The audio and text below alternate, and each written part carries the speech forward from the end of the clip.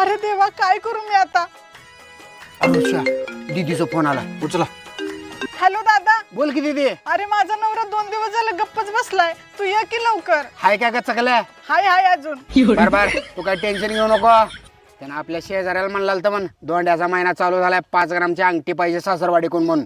ते नाटक करता चाल. आलोच मी. ये लवकर ये. दादा, दाजी गचाकला तर चालेल, पण अंगठी द्यायची नाही त्याला. होय होय. हाय वाटतं. काय झालं दाजी, असं का बसलाय? आपल्या पंतप्रधानांनी लॉकडाऊन मध्ये टाळ्या वाजवायला सांगितल्या, मी वाजवल्या. त्यांनी पेट्रोल डिझेल सोडायला सांगितलं, मी सोडलं. सोनं सोडायला सांगितलं, ती पण मी सोडलं. आता त्यांनी फक्त एकच गोष्ट सोडायला सांगायची, मी वाट बघतोय. कुठली? बायको. तुला सोडायसाठी लगीन करून दिले का?